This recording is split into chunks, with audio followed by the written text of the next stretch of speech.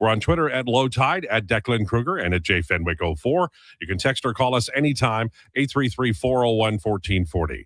It'll be Elks talk today. We're going to talk about the depth chart, the changes at middle linebacker. The Jays, they went up against a very good pitcher yesterday. Doesn't mean they're out of it, but now they got to come back big against the Yankees on the weekend. Oilers with Stastny and more. And, of course, your texts are welcome at 833-401-1440, 833-401-1440.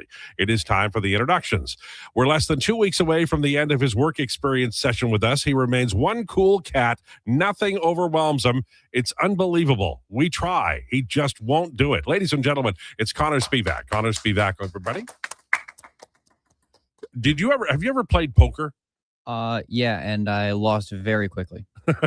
You just seem to have a poker face. Maybe I'm not reading you. Maybe that's it. But you might want to try it again as you get a little bit older. Yeah, apparently quite easy to read. Yeah. His yawns per 60s are at an all-time high. We're all hoping he gets some sleep this weekend, although he probably won't because he's early 20s. Ladies and gentlemen, it's Josh Fenwick. Josh Fenwick, everybody. No rest for the wicked, Al. I believe that is the phrase, right? Yep. So, yeah, there we go. But you, like you said to me before the show, you said, I plan on having a relaxing weekend. But, Josh, you're a young man, and you're going out with friends on Saturday to the football game. What are the odds you go straight home after the game? Oh, that's definitely not going to happen. Yeah. But, like, tonight, I'll have a nice chill night inside. It'll be fine. You say, I want an update on Monday on what happens to Josh Friday night, because you're going to be at the host. Somebody's going to text or call you. And you're going to, half an hour, and then you're off, and then it's 2:30 in the morning. Hey, you know what? This happens. It's true. When you go out with your friends and you say, we're going to drink 1,000 beers tonight, you're in bed at like 10 p.m. Yeah. When your friend calls you and says, you want to go out for a beer? You're like, yeah, sure. And then that's when you have 1,000 beers, and all of a sudden, like, you're at some random person's house at 4 o'clock in the morning listening to Creed. I know. And then somebody says, let's fly to Vegas. All right. He is laser focused on tomorrow afternoon's Elks game at Commonwealth and is stopping just short of guaranteeing a win. Ladies and gentlemen, it's Declan Krueger. Declan Krueger, everybody. I know you've been but talking about the linebacker situation. I know the game day depth chart is out. Do you like what they plan on doing? I do. They did it exactly how I would have done it. Cordell Jackson comes down and plays the Sam. Terez Reed is drawing into the lineup for the first time this season, playing a little bit of boundary half. I had a great conversation with Terez Reed back at Elks Camp. Wrote an article about it. I'm going to retweet that one out ahead of his debut tomorrow. But like the alignment, looked good at walkthrough, pretty intense. Excited for the game. There you go. I need one of these if we can find one, because the one that I have doesn't work. I don't know who takes my one day to the next. Thanks, man. But I wanted to start with the Elks because I think that's the big story here heading into the weekend. So I'll start with you, Declan. When we are looking at the last, say, 3 weeks, great win and then 2 losses, one close win, 1 close loss, and then Montreal was just absolute fire. Do you think because of that we're going to see a more like a grumpier and more edgy Elks team? And do you think that there's a chance this ends up being like 27-10 or 34-14? Yeah, maybe, but I also don't think you can play like overly emotional. You know what I mean? Like, you can't go into this game necessarily thinking like, hey, we got to get our get back, right? Like, Toronto is still a good team who can score. They have some real big playmakers in that receiving room. They have a quarterback who can make a lot of things happen. Like, as much as it sucks if you're that team and you're that group of players, you really just have to go at it the way you would. And like, you can't be overly emotional about it because it can hurt you. And a guy like Chad Kelly, for all his faults, can make you pay. Yeah. That's what I would say. And that, like, I think that you don't, the idea of getting into a scoring race with Kelly isn't like, it's not, you might take that, but you can also know that he can burn you too, right? Yeah, absolutely. Like, he's one of the, he is probably, I would say, the poster boy for a quarterback who can burden his team and the opposing team. So you have to worry about it both ways. Do you think, like, how old is Kelly? He's got to be probably 30. Okay. Do you think his 30s will be better as a quarterback than his 20s were? No. Because sometimes I think his play style is more suited for a guy, for someone in their 20s. Right. But sometimes, like, Sometimes a guy comes to the league, he plays for 5 years, and he's got 5 years experience. And sometimes he plays for 5 years, and he has 1 year's experience 5 times. I think Kelly might be the second guy. Yeah, I think you'd probably be right. Yeah. And, I mean, that's not, it's not good, but, he's a starting quarterback in the CFL, and there's only 9 of them. So, and, this has been a little bit of an attrition year in that department as well.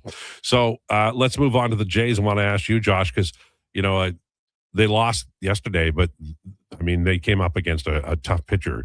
They're going to do that here down the stretch because the games are really, really important. How do you feel about them against the Yankees this weekend? I wouldn't say I feel any worse about them than I did yesterday. I don't feel much better. Like 2 hits doesn't really bring in a lot of confidence, but I mean, they were putting some swings on it. They struck out, I think, only like 4 times or something. So they're making contact on the ball. Yeah. They just weren't getting it in the gaps or anything like that. So, yeah, I wouldn't say I'm any more down on them than I was yesterday, but I'm definitely not any more up. Right. They for me, that one you can take. You can take one loss because you got to give the other man his due. Tolley was just really good on the mound. They've got Garrett Cole, no easy, pitcher tonight against Bieber. Oh, he'll fall apart if he gives up a couple hits in the first couple innings. Yeah, he's mentally weak. Garrett Cole. Cole mentally. Yes, he is. Are you putting a hex on him right now, or? Well, I mean, listen. It's one of my least favorite athletes in the world. I think he topped my list of most hated athletes of my life. So, I have nothing good to say about Garrett Cole. I could give a rip about his Cy Young. Mentally weak. If he gives up a couple hits to this Blue Jays team, he'll fall apart and they're going to kill the Yankees. I'm always interested in, because I know you're an Angels fan, and I know that you know baseball well, but these little pockets of rage about Garrett Cole, I find them to be interesting because I have them. Understand that, there are Sam Pollock. I fly into a rage when I think about what he did with the Montreal Canadiens as general manager in the 70s. But, Garrett Cole's a pretty good pitcher, I mean, yes, I get it. He won a Cy Young. Whoop-de frickin' do. But also, I remember him talking to the media after they were really cracking down on this illegal substance stuff. Oh, yeah. And he was just crying to the media of like, oh, some guys need it. I'm like, if you need it, you probably shouldn't be in the majors. It was the adhesives, right? Was that the one? Yeah. Yeah. This would have been whatever it was now, 5 years ago. Yeah, that's right. No, but that's pretty well. I'll never forget. Yeah, I'm like that too. I'm totally like that too. Just mentally weak, fragile. Well, I'll be interested because the Yankees, their bats are not coming together. Like Judge is not back. I think Bellinger's still out. They have Rice, but this team could be had right now. Yeah, I mean, they're not the Red Sox are playing better than the Yankees right now. Jays could make some noise here on the weekend, which would be kind of cool. Yeah, if they can finish off if they can go through the whole week and go whatever it would be 6-1, that's an amazing week, which is something I think you could do against the Yankees team because #Buck was right. If they're not hitting home runs, they're not hitting. Yeah. Declan, you are doing at 12:40 today, along with Josh. Declinations. What are we going to be talking about? We've talked about this one. I wanted to do it last Friday, but Josh wasn't here on the back of me seeing the Odyssey. Real personal, real niche. It's our top 5 Nolan films. Oh, not gonna listen. It's not the best for the listeners. I'm gonna come out and say that right now. So, give me an example of what it might look like. It's gonna be his top 5 movies that he's directed. He's got a lot of great ones. So it's gonna be a similar list. Like you guys are gonna. No, I mean he's made a lot. 15, I think. 50. Yeah. Okay. I think maybe the number's 12. Okay. But is Odyssey on other list? We don't know. We got to tune in at 12:40. You'll find out at 12:40. Right. Oh, okay. This is sort of. I haven't actually made my list yet, to be honest. I honestly, like when you didn't text me, I was like, "Oh, I'm gonna have to really whip one up here." No, I could do this off the top of my dome. Oh, wow. But yeah, this is sort of one. This is the opposite of pandering to the listeners. For those, this is alienating. Hey man, it's like 47 for them, 1 for us. You know. For those who don't know the movies made, could you give us an example of some of the movies that were made? Here, you know what I'll do right now? Let me pull up his page and let me run down his entire filmography. He made this movie Followings. I believe that was his first one. It And then he was. made Memento, Yep. featuring Guy Pearce. Then he made this movie Insomnia, which had Robin Williams and Al Pacino in it.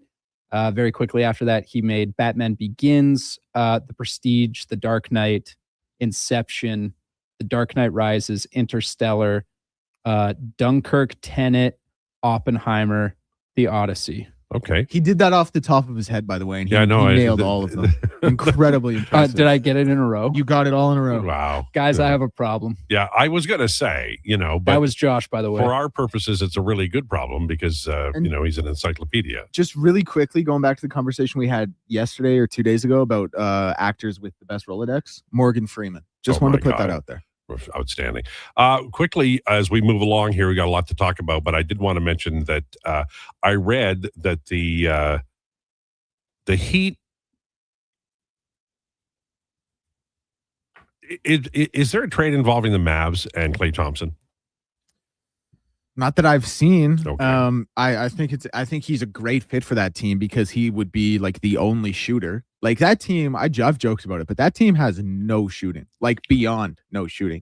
That team is going to win a lot of games 83-79 and shoot 12% from three for the season. And it's probably mostly going to come from Davion Mitchell, who's not even a shooter either. Old time basketball. Yeah, legit, like back to the basket, take 22 of the 24 seconds on the shot clock and get a layup.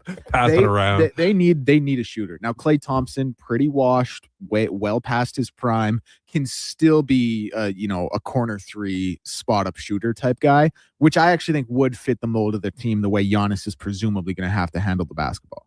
All right. Well, we'll touch base on that as the day goes by. Did want to mention as well that we're in a window now where everybody's at the cottage and they have internet there, but there's talk in the summertime, but the GMs will be strolling back here. It's an early training camp. It's an early start to the season. There's 84 games. The Oilers open the season like in September, for crying out loud.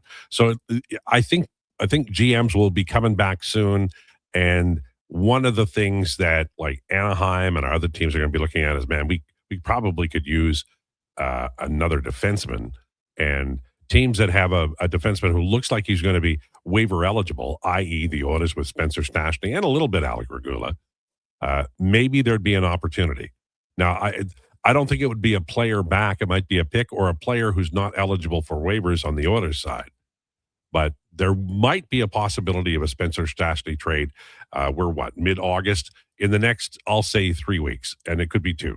So there are August trades that are made, and not just because of offer sheets, because I believe Colson and Emberson both came over in August of 2024. I might be wrong. It might have been early in September. But I wanted to give you a heads up on that just in case it does come true, and invite you once again to text us because we really do want to talk to you today. Friday tends to be kind of an open, slack, relaxed day. Declan starts getting irritated us by maybe 1:20 or so because we can't stay on topic. So it's your job to keep Declan happy and give us real stuff to talk about. And hopefully that will happen here on the text line at 833-401-1440. So on the way, declinations at 12:40. At 1 o'clock, it's Steve Lansky. Rumors straight ahead. This is the Lowdown with Lowetide on Sports 1440 and YouTube, brought to you by Wolf GMC Buick.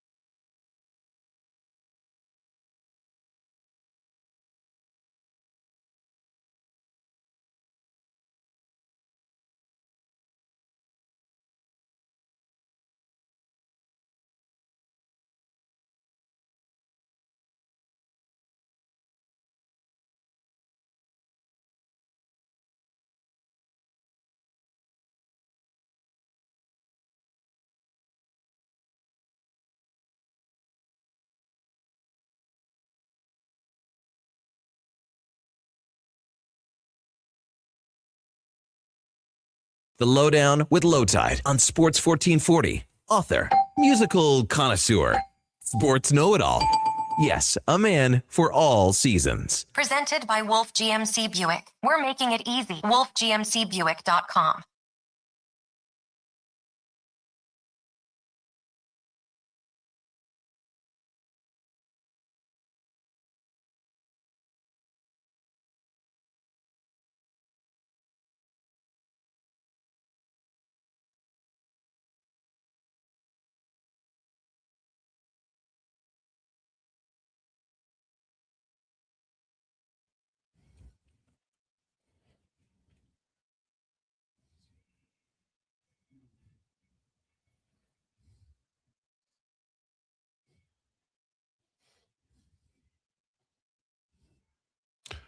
Lowdown with Lowetide on Sports 1440 for Wolf GMC Buick. Check them out, wolfgmcbuick.com.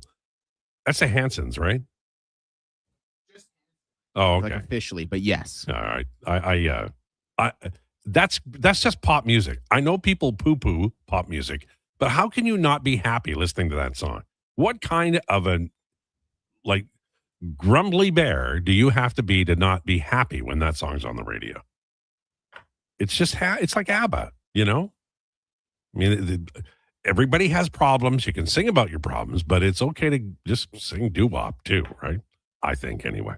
It is time for Rumors, brought to you by Hire Good. We solve real problems for businesses while creating real impact. We reduce issues on your property, keep spaces safe, and take pressure off your team. Go to hiregood.ca. Hire Good. Stable jobs create stable lives. All right. Everybody's talking about NFL schedule releases. I want to talk about the Philadelphia Eagles.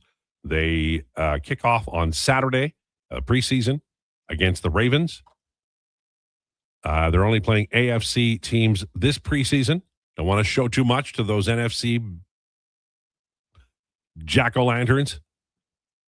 What can you learn from preseason, aside from everybody has 10 fingers and toes? And usually it's who's going to play on teams and does your fifth-round pick suck? Is that about right, Declan? Yeah, you made a great point about it's ironing out the special teamers because that is how you make your way onto the roster in the NFL. I think there is also just something to be said for you need to have a chance to see how some of these guys who played at smaller schools can step up and play with next level competition. Like I talked about it yesterday with Skylar Bell. He went to UConn. We drafted him over in Buffalo. He's a guy who you look at and you're like, okay, you did really well at UConn. You got yourself drafted, but this isn't UConn anymore, right? No. So I think it's things like that. But you really nailed it with the special teams. That's the biggest one because that's how you crack a roster and that's how you make your way onto the team. Yeah, and there's also little things like if there's any doubt about the running back, then the third running back could become important because if it all hell breaks loose, you just never know. And usually there's got to be somebody who can run. And it's like a right after the draft, they sign a bazillion free agents, right? And that's what I'm looking at when I watch the Eagles is I know the names of the draft picks, but I also know that, if there's a Canadian who's been signed by anybody, I know that name. The biggest thing for training camp might honestly be, can we pay the running back? Can we play the running back who is making less money so we can cut the one making more money? You can kind of say that for every position, but especially for running back. Yeah, but there was a time, you probably don't remember this, but there was a time when the high-paid players were like the running back, the wideout, and the quarterback, and on offense, and you'd have some well-paid linebackers because they had such impact, and maybe like a Ronnie Lott, but the running backs now, they're every game they could end up on the unemployment line. Oh, every snap almost. It's brutal. That's how fickle the position could be. It truly is brutal. It's too bad too because some of my favorite players are running backs over the years. Who's your favorite all-time running back ever? Yeah, Corey Holmes. Oh, nice. Yeah, that's a great pull. He was one. He was like this. He was really more of a returner actually, but he was like a stud running back for the Riders when I first started watching football. And he was a really, really good runner. He could run. That's a really nice pull. I like that one. In the NFL for me, it would be, probably Wilbert Montgomery. You want a Barry Sanders guy? I love Barry Sanders, but I picked an Eagle. trying to think if I had to have an NFL one. Yeah, and Jim Germany for sure in the CFL because he was just so consistent and so good. But there's been some great running backs. Willie Burden was a fantastic running back for the Calgary Stampeders when I was a kid. Tua is starting the Falcons preseason opener. Are we excited about this? Anybody? We are not. I think I can speak for everyone back here. Josh is nodding. Connor's nodding. Another team without a starter currently. Wait, is Michael Penix still in the IL or IR? He, of course. Yeah, okay. He exists on the IL. So Tua is just their like day one starter. Has that been decided yet? I don't think it's actually been announced. But that's like, come on, guys. For a team with that many talented offensive options, and this is what we have at quarterback, like, holy guys. Kirk Cousins is on track for his week 1 starting gig with the Raiders. We're excited about that. Yeah, this is the situation. I really agree. Let Mendoza sit for a year. Because one, Kirk Cousins is not terrible. Like, not at all. Washed for sure, but not that bad by any stretch of the imagination. Not some of these other guys. And they still need to figure out that O-line. Like, you cannot have him come in and get sacked 80 times in a season as a rookie. Yeah, Joe Burrow core. And Caleb Williams. But also, like, their first, 12 games, I think they start the season off against the Dolphins. And then it's like Chargers, Rams, Seahawks, Chiefs, Broncos. Like, I think it's from week 2 to 12, they basically go up against every highly ranked defense from the season previous for a team that finished 4th. So you don't really want to put Fernando Mendoza in that position until you get to week 13 with the Browns. And then you can just sort of let him run wild. And the season's over at that point. So you don't really have to worry about anything. And you can just see what he does for you after that. How do we feel about the Bears? I like them. I would say we feel good. Are they? Because that division is topsy-turvy often, right? They may be my favorite to win the division. Really? Well, they had an unreal year last year. Yeah, they did. And Caleb Williams is presumably only going to get better. His career's been on an upward trajectory so far. Don't love the receiving room, but I'm bullish on the Bears. I like the receiving room. Rome Odunze and TJ or Luther Burden the third is. But just shout out TJ Luther. Shout out TJ Luther. Big game from tomorrow? ? But Luther Burden has been lighting it up at camp. They've been reporting, and I think with DJ Moore out of the way, that opens up a lot more catches for Rome Odunze as well. But man, I'm all in on the Caleb Williams hype train. Okay, they won the division a year ago, right? Correct. But they gave up a lot of points, and they were 11-6. The Packers won 9 games. So did the Vikings. So did the Lions. Of the 3 in the NFC North that aren't the Bears, who's going to push the hardest? I still feel like it's the Lions. I'm in total lockstep with you. Yeah. So sorry, did you want us to elaborate? Well, I guess we would. I'm trying to get somebody to say they like the Vikings, and that's not going to happen. So. Offense, no, I think the Vikings they have to be dead last in that division. Listen, the Lions took a big back step offensively with Ben Johnson leaving to go to Chicago, but I still think they have so much talent. They're sound defensively. Obviously, no Terrion Arnold anymore, who was a very good corner, but got himself into that legal trouble. I still think totality of the roster suggests they would be the team that pushes the Bears. And Dan Campbell is a very good coach. Right. And the NFC East, we know the Eagles are going to win. Cowboys probably next, or is it the Commanders? And the Giants are also in photo, right? The Commanders, for me, I don't know where you two come out on this. They could finish 11-6 or 6-11, and I wouldn't be surprised either way. A little bit of chaos there. They've got a good offense. I mean, their offense isn't terrible, put it that way.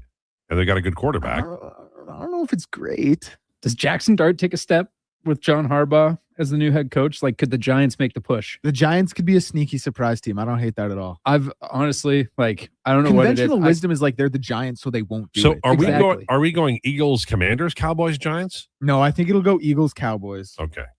All right. But if the Giants ended up second, I would not be surprised. And I don't know how much time we want to spend on the NFC South.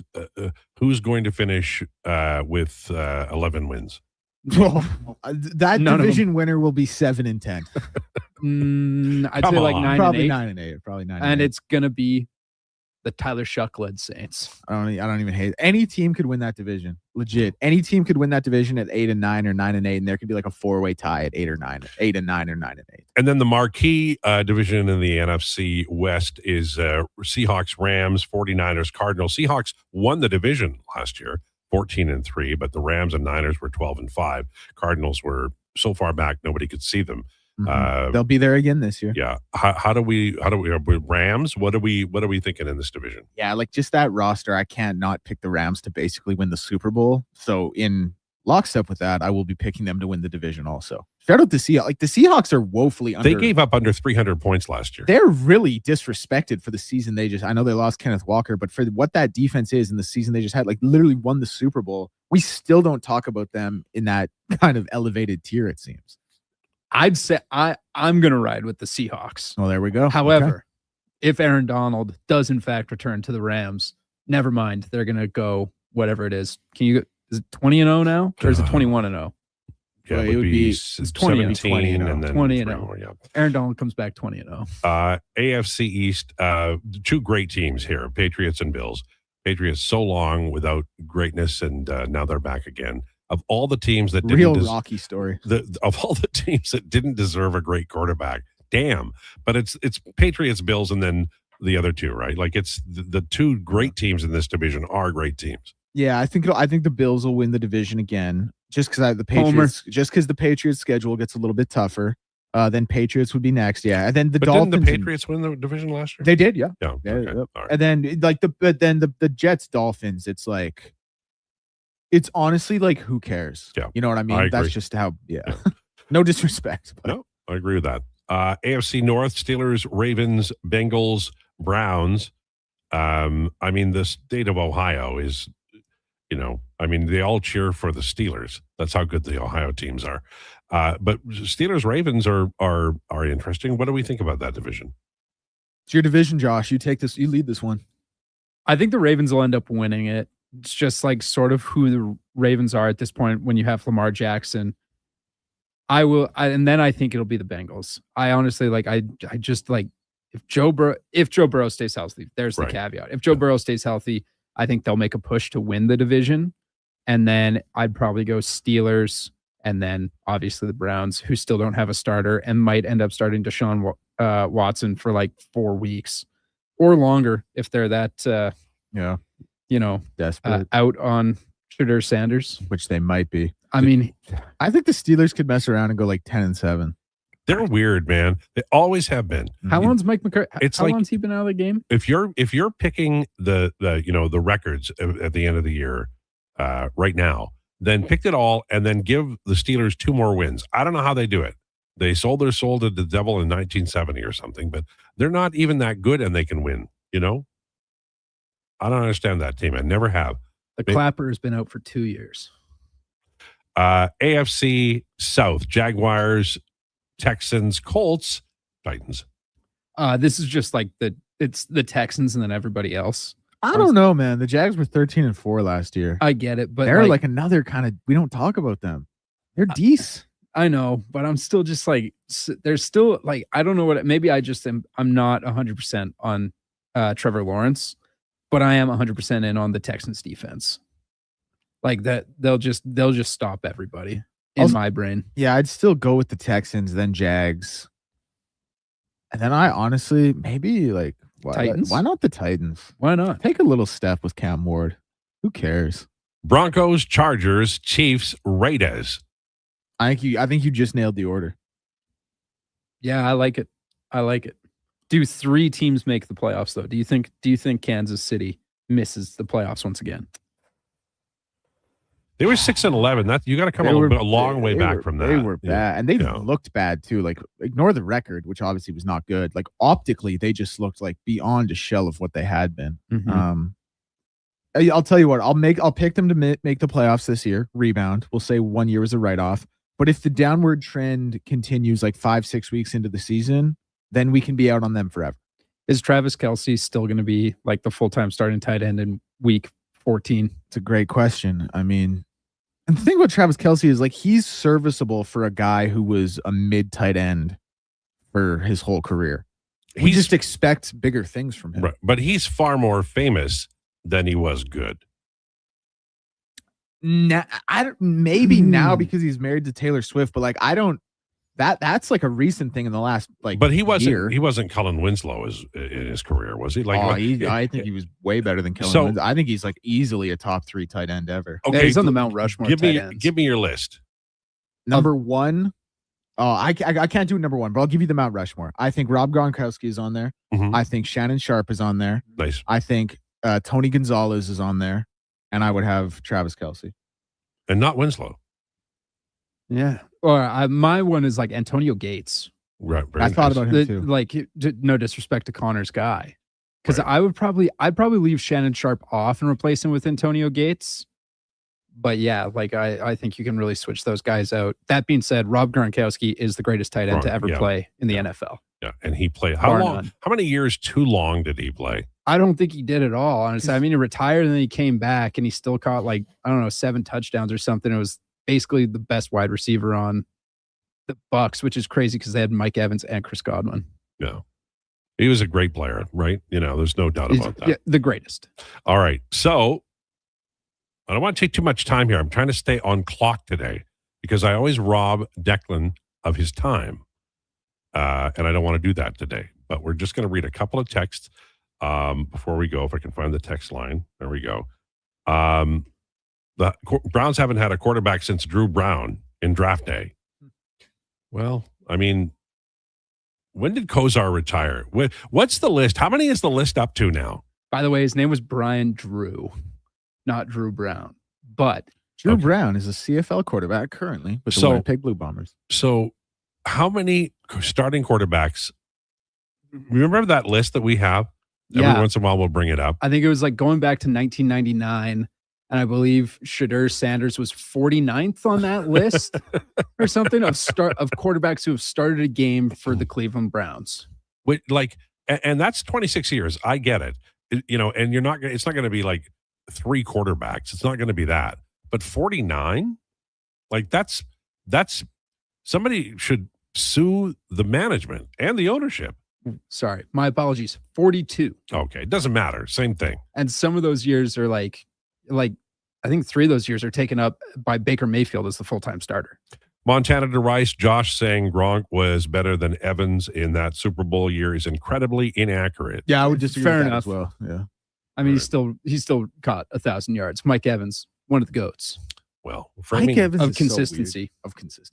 Framing the issue is what we do here. So we give an extra 6 points to Josh on that.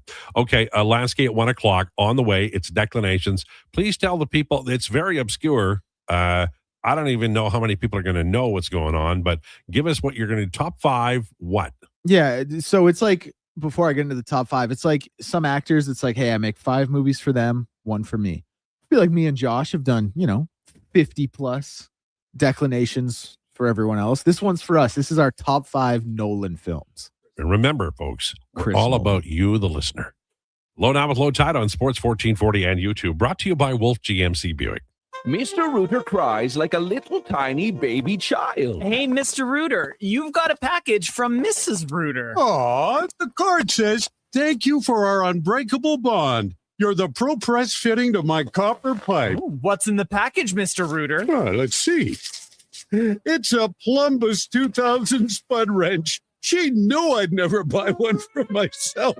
Just like tears. It's flowing or it's free with Mr. Rooter. I love that woman. Got a car you're ready to part with? Find out what it's worth. Fast, easy, and totally free at Go Auto.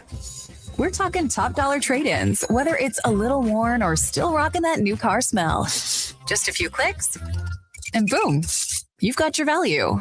Text value to 780-777-7777 to start. That's value to 780 all sevens. Why guess what it's worth? Let Go Auto show you the money. Whether you're a craft beer connoisseur or more of a wine aficionado, There's always something new to discover at Sherbrooke Liquor, a unique, family-owned, independent liquor store. The selection? Incredible. The non-alcohol section is also very impressive. Sherbrooke Liquor, expert, knowledgeable staff with a passion for unique finds. More than just a liquor store, we're a community. Alberta's best, the one and only Sherbrooke Liquor. Wine, spirits, and oodles of beer. Visit SherbrookeLiquor.com. The second half is yours. Lock in your seat with our new 5-game season pass and get a $25 voucher. Half season, full energy. Get your season pass at GoElks.com. Edmonton Elks, our city, our year. It's cone season at McDonald's, which means vanilla cones are $1 each plus tax in the McDonald's app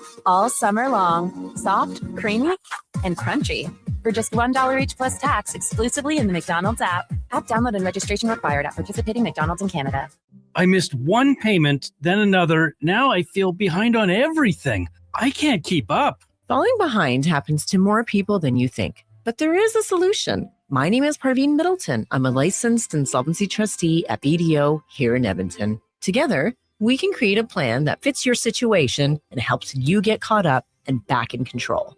Call 1-833-BDO-TALK or visit bdodebt.ca to book your free consultation and discover your debt-free future.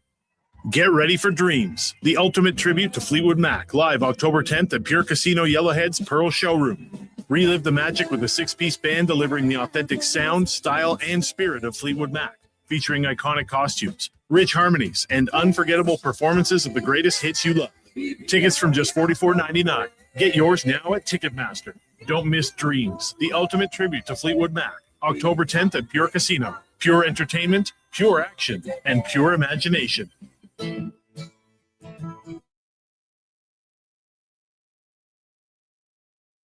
The Lowdown with Lowetide on Sports 1440. Can you fit Sports Encyclopedia on a business card? Presented by Wolf GMC Buick. We're making it easy. WolfGMCBuick.com.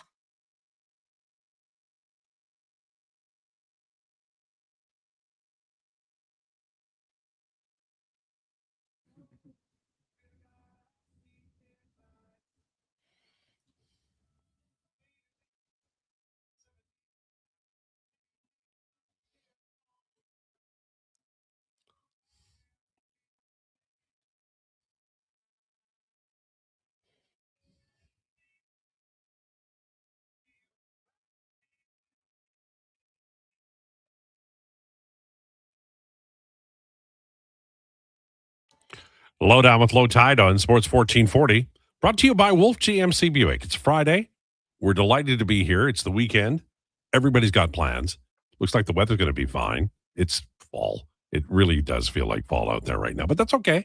We'll get a couple of really nice, warmer weeks during September, and we'll pretend we had summer just like we do every year. It's fine. It's fine. One year, every weekend's going to be gorgeous. Just not this one.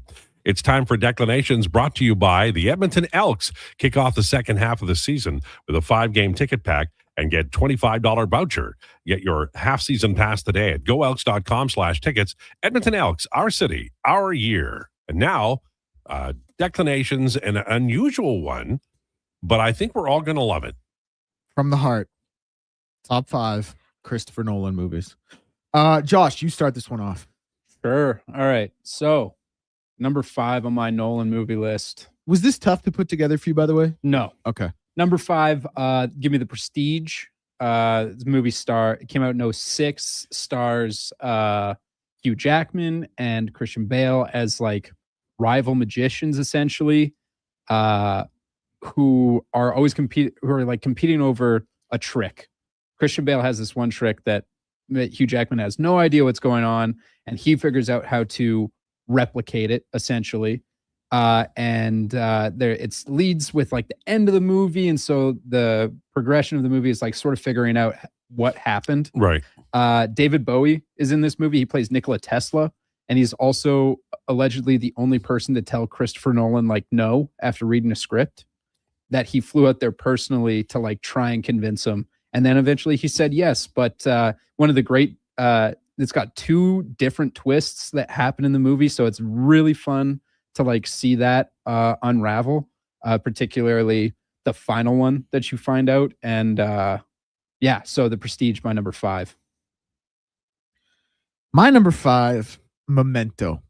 Great Put show. him on the map. Incredible non-linear narrative structure in that one. Like tough to understand. I don't think that's unfair to say, but I think that was kind of the movie that everyone was like, wow, this is kind of to a degree, revolutionary director. He does some pretty crazy stuff, and obviously just a great movie through and through. So Memento comes into my number 5. Another great twist in that movie too.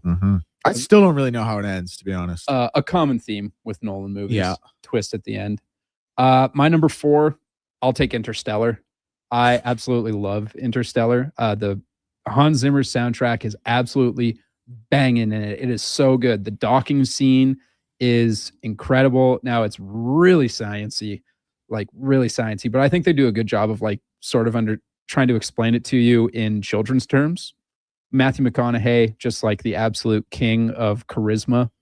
Matt Damon with a fun cameo appearance, supporting role sort of in the movie shortly, where he's just like, it's the most unlikable Matt Damon's ever been. But like also another like fun twist in the movie where questions from the beginning of the movie are answered at the end. And it's got a lot of heart. It's just a guy that wants to go back to his family. So yeah, give me Interstellar. The amount of memeable Matthew McConaughey scenes from that movie that like make the rounds on Twitter as reactionary gifs is just through the roof. Him crying to his kids' messages on the shuttle. Oh, dude, him driving. Yep. Like a lot of Matthew McConaughey crying moments, and then also when he's in the fourth dimension banging on a bookshelf. Yes. Dude, yeah, like you just named 3 and maybe the top 5 out there, period. And then we haven't even talked about his work in True Detective. That also gets notice. My number 4, his newest, The Odyssey. Jokes about this, walked out of the movie, and I was like, I want to be an actor now. I thought it was incredible. I did get to see it in 70 millimeter, the way it was intended, so that no doubt added to the viewing experience. Yeah, incredible story. We've talked about the Odyssey a little bit. Obviously, collection of 24 books. Homer's The Odyssey from like 1,000 years before the Bible. To be able to put all of that to screen the way he did, I thought was incredible. Comes in at my number 4.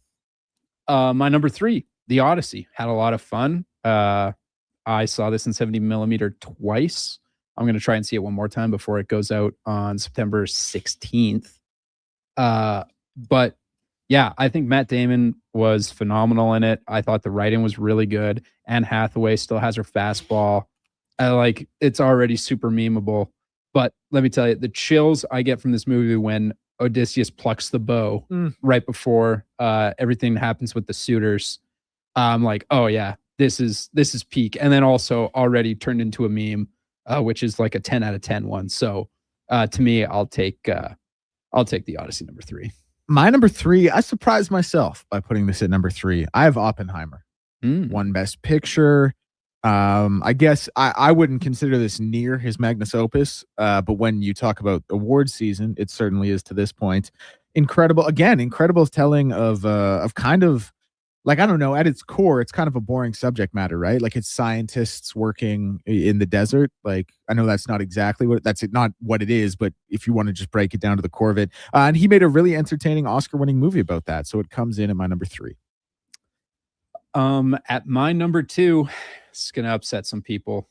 I'm going to take The Dark Knight, which possibly features the greatest acting performance of all time with Heath Ledger playing the Joker. I don't have a vote in this, but that would be my choice as the best movie. Yeah, I totally get it too. Yeah. I think my only problem with it is it's probably 35 minutes too long, but it's also sort of like, it's fine to have that extra 35 minutes because obviously this movie came out posthumous after Heath Ledger passed away. Right. And he ended up winning the Oscar for it. So it ended up tying the Joker's character into a nice little bow. But had we lived in an alternate universe where Heath Ledger lived, I think the movie goes on for 35 minutes too long. But I do like the movie is incredible. Again, another thing with just amazing music and sound, and Christian Bale is really good in it. The story is phenomenal. I love a movie that I got lost in. I didn't even know what time it was. Oh yeah, it flies by. Yeah. And my dad and I, when I was still living at home, would watch it like once every 6 months to a year, just because we're like, all right, well, we can't think about it too much. And so every time you watch it, you're like, Oh man, I forgot how good this is. That's a great movie. Yeah. So yeah, number 2, The Dark Knight. My number 2, I almost put this number 1. I have Interstellar. I think in a lot of ways it's the perfect movie, but it does unfortunately come in at number 2. My number 1, and to me it's number 1 honestly with a bullet. I rewatched it after the Odyssey, is Oppenheimer. I think the movie is incredible. Yes, like at the core of it is guys working in the desert building a bomb, but then you also get it being retold through his security clearance, which was a huge battle, which he didn't end up getting. And then that's being retold through RDJ, who is trying to become a cabinet member in the United States government. And so it's all being told through a guy. Cillian Murphy's incredible. Emily Blunt has an incredible scene where she absolutely just like takes over the screen. RDJ obviously wins the Oscar for this as well. He was amazing. I honestly, and at the core of it, like it is a great man movie. Like, oh, he's such a great guy. And it's obviously Nolan talking about himself. But the end of the movie where Oppenheimer's like, we could have lit the atmosphere on fire. I'm afraid we did. That is 100% Christopher Nolan talking about superhero movies and how he created the modern superhero movie and blames himself for everything that happened afterwards.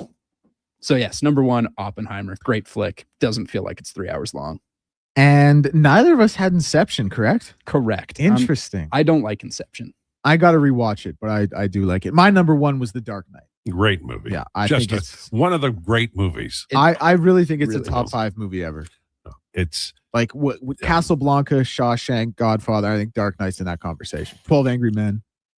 Yeah, it's and you're right though. You can watch it and enjoy it again. Yeah, I mean, great opening scene. Listen, you lead a movie off of the bank heist. I'm in. I'm there. I'm absolutely locked in after that. And him meticulously finding a way to kill everyone else on the crew just so he can steal everybody's money is incredible. Just so he can burn it at the end of the movie. Like, oh man, it's really fun. Well, they're all family movies. That's right. That's right. Christopher Nolan keeping people in the theaters. How old is Christopher Nolan? I think he's in his 50s. 50. Yeah. So he's like a 26-year movie making career that the public goes to and sees. Yeah. He's probably got another 20 years if he wants it. Oh, he's got, absolutely longer than that. Like they were doing polls in the States coming out of like IMAX theaters and stuff of what was the main reason you came to see this movie.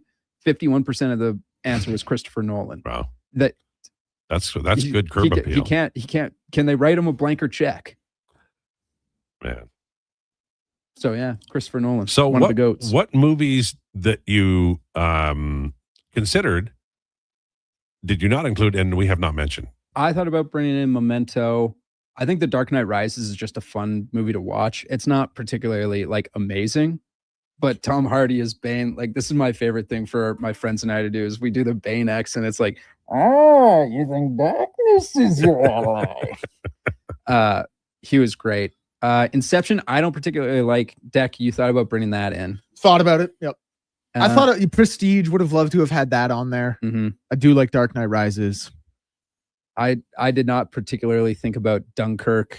That's not one that I like, but it was also like there isn't a star of that movie. I've never seen Insomnia. So what is there a clunker? If there's a clunker, it's Tenet. Yep. It's really confusing. Yeah, I don't like really, really hard to understand. I find that as I get older, I like if somebody says, yeah, they pull out a character at the end and you really don't know, that's the guy or whatever, then I won't watch it because I like to follow along at home, like I like to guess or to feel and like, oh my God, what's going to happen here? Mm-hmm. And some movie makers, I think they deliberately take the fun away by not giving you the whole story. Yeah. It's like everybody learned from Agatha Christie, who did the same thing. Yep. I think that's a criticism of Christopher Nolan too, particularly when he works with his brother Jonathan, who wrote like Westworld and stuff. But he's a very his stuff at times can be very confusing to understand. Yeah. What's the most confusing movie that you ever watched that you thought you might walk out on? That I thought I might walk out on. Memento would be up there, honestly. I was never gonna walk out on it, but boy, it was confusing that first watch. I thought about walking out on Tenet, but like, there's movies that were too confusing. No, I can stay pretty locked into confusing. There are some that have just been so bad that I've walked out of. Dude, you know what was that for me recently? Bullet Train. Oh, interesting. Yeah. That's just a fun. This is just me and Josh having a separate conversation about movies now. Just bros being dudes. We should probably move on. But oh no, is this one of those that you'd say, you know, this segment sucks or whatever? You know, is because you do that when we're talking about stuff. I don't say it sucks. Well, this is one of those segments where it's like sports station, by the way, even though it's his segment. You guys talked about doing this and you've done it. Now we're just going to continue. I'm going to ask you one question. Sure. It is unrelated to any of this, but it's because I'm we're into movies that are kind of a little bit niche, although obviously he had so many. But have you guys ever seen the Darjeeling Limited? Oh yeah, Wes Anderson. Yeah. No, I don't think I've seen the Darjeeling. Okay, it's an interesting movie. I one day would love, you guys love movies clearly, and I'm interested in your opinion if you ever get a chance. If it ever comes up on, whatever. Is that the one where they go to India? Yeah, it's the three brothers, right? It's a pretty. There's a lot going on. Wacky. There were times when I was watching the first time, I'm like, what again? But it was good. Wes Anderson, another guy whose movies are like that. The main complaint to Asteroid City, which I think is an absolute gem of a movie. Nikki Northside, unpopular opinion, but I find Christopher Nolan overrated. Fair take. You're wrong, but I get it. Does he just twist for the sake of twists? I wouldn't say that at all. Like M. Night Shyamalan, I would say he does. I wouldn't say Chris Nolan does that. Shutter Island was very confusing. plot-driven. Shutter Island was very confusing, says Northside Lou. Yeah, that's a Scorsese, and like he basically just like rips off the whole crux of the movie is basically him ripping off The Dark Knight too, which is really funny. Paul says Forrest Gump is a classic. It is, except it should not have won the Academy Award. Pulp Fiction and Shawshank Redemption are better movies, and there was another one in there as well. I think it was an animated film, Lion King. Right. So like, it was the fourth best movie and it won the award. And that's why the Academy Awards are I think it's fair to be critical, because the Academy Awards will always give Forrest Gump because it's like a homespun, happy, Sound of Music, always in this wonderful kind of a movie. And it's all American and joy and flag and war and, Gump and stuff. And I just think the other movies were brilliant. Compared to Shawshank Redemption is a life lesson, and Pulp Fiction is one of the really entertaining movies. It's also a great movie. Yeah. What's the bigger snub?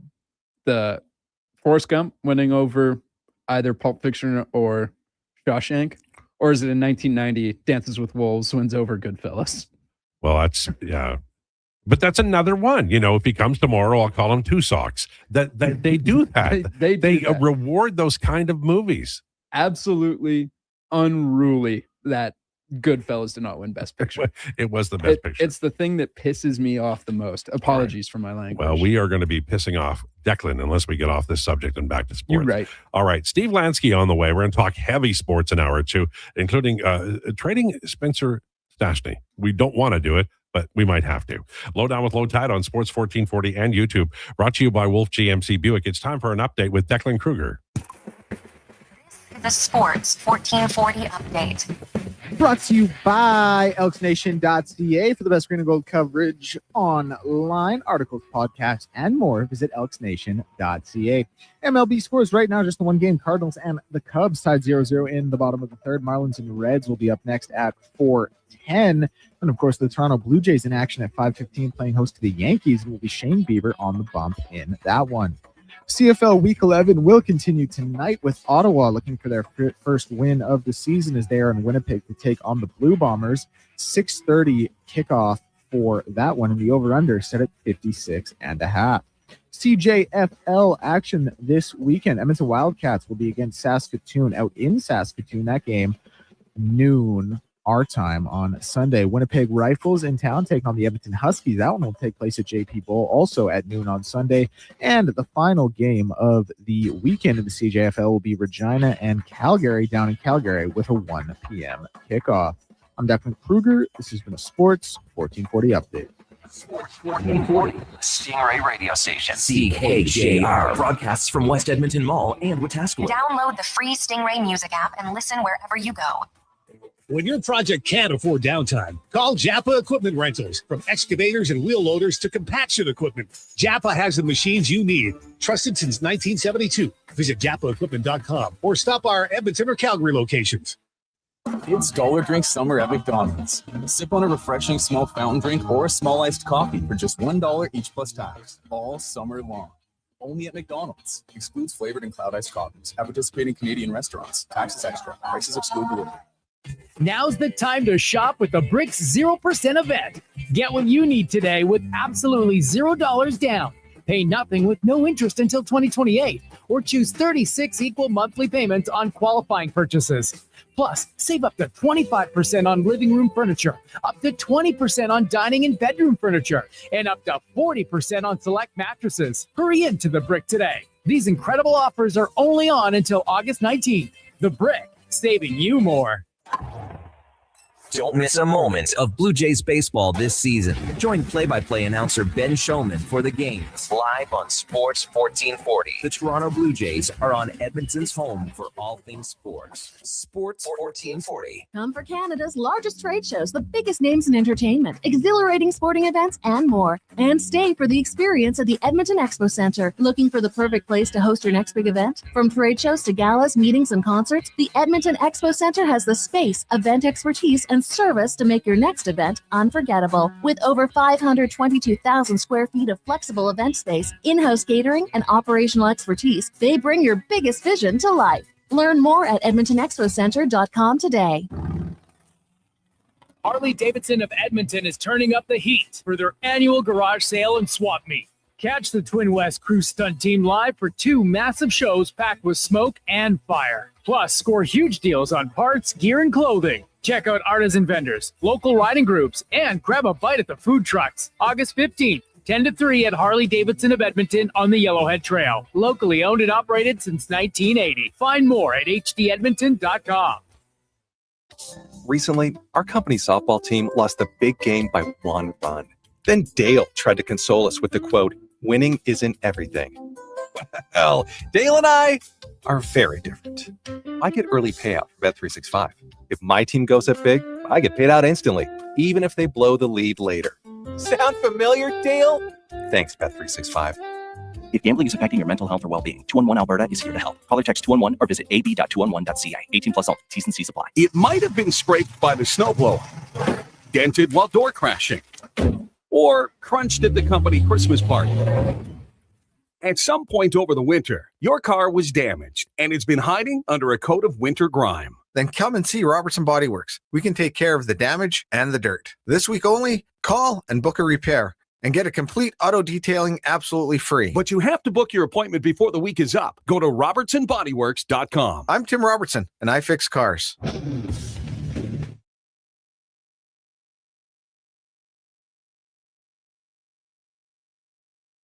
The Lowdown with Lowetide on Sports 1440. Author, musical connoisseur, sports know-it-all. Yes, a man for all seasons. Presented by Wolf GMC Buick. We're making it easy. wolfgmcbuick.com.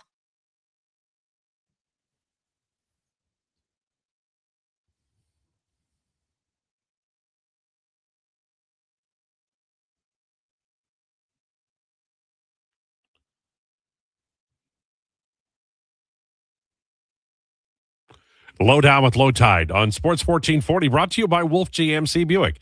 They're overstocked and making room with a massive summer clearance. Plus, employee pricing continues. Visit wolfgmcbuick.com.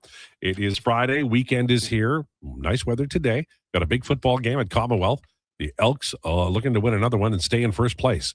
We'll talk about that this hour. We also are going to talk to our headliner of the day, Steve Lansky, brought to you by Faber. Cash Flow Crunch got your business on the sidelines. Schedule your free consultation with Faber's licensed insolvency trustees and get back in the game Visit faber.ca. Steve Lansky, how are you, man? I'm great. How are you? I'm good. I always appreciate you. You make me laugh, and you're funny, and you're very insightful, and you've got a tremendous memory. And I'm going to call on your tremendous memory today to talk about a couple of great broadcasters in Western Canada that we loved and who have passed away recently. And I'm going to start just because the page is open to where I've got the item, but I want to start with Peter Maher, passed away at age 79. Who was I remember him during the 80s when I hated the Flames, but they were responsible for the Oilers being as good as they were because of Badger Bob and Cliff Fletcher and all those guys. And Mar would call the game up down there. Rod Phillips would call them up here. And I lived in Red Deer for a time, and I could listen to both. And they were both fantastic broadcasters, but in different ways. Yeah, Peter Maher, the whole time I lived in Calgary producing Hockey Night in Canada, Peter Maher was the Flames play-by-play guy, and his color guy was Doug Barkley, who used to play in the NHL with the Detroit Red Wings. Lost vision in one eye one time, and I think had to retire. Yes. We didn't travel in the same circles as Peter because we were supposed to be neutral, and Peter was clearly Flame-centric. So while he might fly with the Flames and all those types of other things, take a bus with the Flames, we never did that. So but Peter was always there. You'd always see all the Flames, and then you'd see Peter Maher. And a lot of times I remember he had the microphone in his hand, or the tape recorder was going, or he was getting some sort of material for his show, which is exactly what he should be doing, working his tail off to get you inside information. But he was Mr. Flames in the 1980s when I was here. There's no other way to say it. And I liked his play-by-play. He was really exciting. And on radio, that's such a key part of it, is to be exciting. And he sure had that in spades. It's funny because the television broadcasters, tend to be, we remember them very well. They're often on big calls that get played back 15 years later or whatever it is. But the radio broadcasters tend to be the ones the fans are closest with. Certainly Rod has always had a tremendous and close relationship with the fans. Ed Whalen would with the fans as well because of Stampede Wrestling, but obviously he also called games on television. But like in hearing about Maher's passing, I've been observing online and people I know who are Flames fans, and it's a real blow. Losing him was a real blow. I'm telling you, he was the voice of the Flames. And you're right. I don't know if that same tie is still there for radio. I'm not sure that it is. I think it was back in the day because Oilers, Flames, whatever you want, there were probably only 25, 30 games a year. 2-7 in Calgary, ITV in Edmonton. There were probably only 30, maybe 35 games a year on television. Well, if you were a huge fan, the only way you were getting those other, quick math, 45 games was to listen to radio. And I got to tell you, the first radio I listened to with hockey was when we moved to Edmonton. And Rod Phillips and Ken Brown did the Oilers in the WHA. And I would lie in bed and they'd be somewhere like Birmingham or Cincinnati. And I'm like, where the hell even are those places? Yeah. But Rod did, it's partly your brain and partly Rod or Peter painting this picture that you can visualize in your head. And to me, there is no substitute for sports on radio. If you said to me nothing or the game on radio, I'll take the game on radio every single time because you can imagine so much. And I think that builds imagination. I love games on radio. Yeah, me too. I also loved Rod and Ken Brown. Had such a great... Nobody made Rod laugh like Ken Brown. And Rod had this very contagious laugh. And I would listen just for that. And then Rod would always hype up the young prospects, which I was always into. So anyway, the Maher Phillips, I used to go back and forth sometimes. If it was in Calgary, I'd listen to Maher when I was in Red Deer. And I remember Messier cross-checking. I can't remember who in preseason. And Peter Maher's just like his play-by-play of the cross-check and what happened. I think Messier got suspended. it actually made it for me. In my mind's eye, I think I got a better view of it than if I'd seen it live.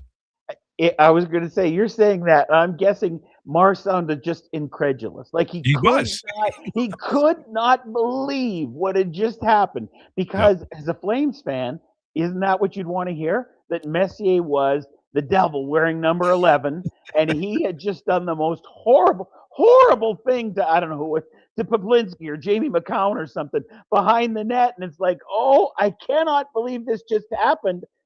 Of course, he believed it, but what the fans wanted to hear was this was just a crime guilty of being sent to prison. That's what they wanted to hear, right? Yeah, exactly right. And the league would step in, and that'd be the end of Messier.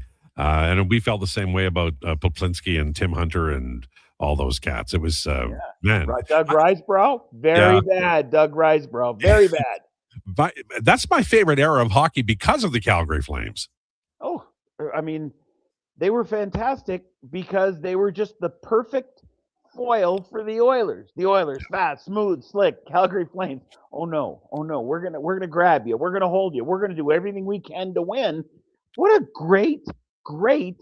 I mean, that and Montreal and the Quebec Nordiques to me are the two biggest. I know Yankees, Red Sox. I get it. I don't care. Those two to me are the best by far. And the Nordiques, Habs, we'd have to spend all day talking about it. There was an active hatred between the Flames and the Oilers, and it was double and a little bit more, I think, between the Nordiques and the Canadians. That was deep-rooted, and it might have been because Beliveau got sold to Montreal from Quebec. I don't know, man. I'll make it quick. I'm doing highlights one time in the back of the truck. Montreal and Quebec are playing. It's our update game. We're probably doing Calgary-Edmonton. And there's a brawl. You could look it up when it was. And it was at the end of a period, and this thing lasts 25 minutes. It's a bench clearer, and people in the front of the truck, they kept saying, "What do you got from Quebec? What do you got?" I don't remember where the game was. And I'm like, they still haven't started. Our director, Larry Brown, stood up during a commercial, came back and said, "What the hell is going on?" I said, "Have a look." He looks up. I said, "Did you think I was lying to you, Larry?" And he goes, "No, I just couldn't believe they hadn't started." I said, "Believe me, I'll let you know when they've started." It was unbelievable.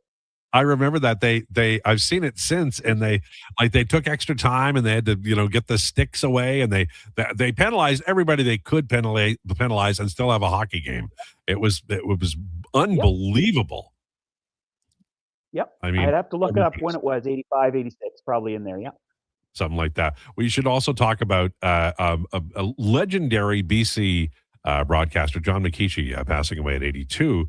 Now, he was in radio, and then he went to television and did television there.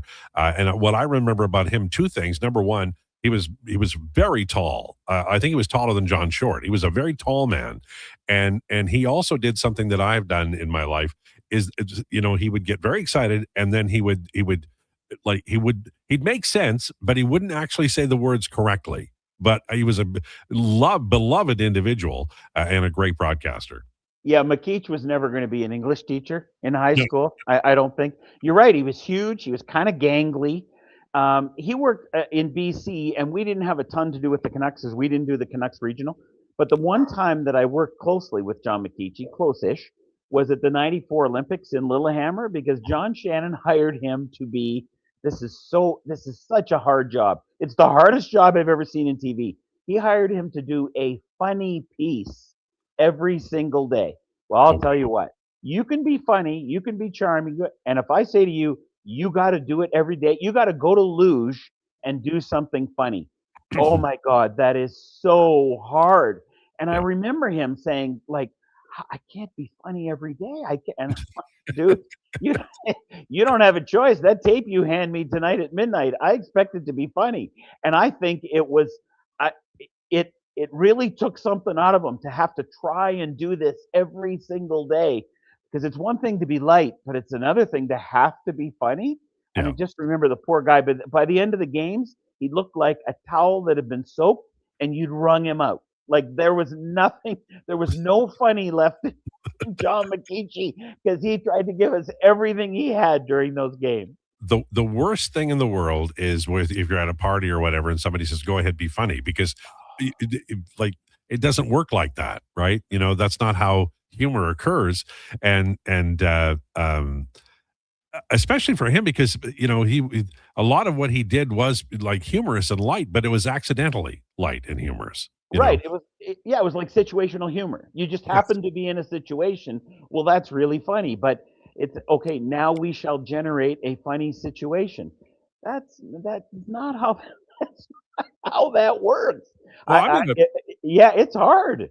I'm going to criticize Shannon a little bit. I think he should have just put the camera on you yelling at people. That would have been funny. No, I did not yell at anybody during those Olympics. Mr. Shannon would not have wanted the camera on him. I know we're close for time, so I can't tell any stories. There's one really good one, but I can't tell it. You can ask me another time, but the camera should not have been on me. Well, tell me the story.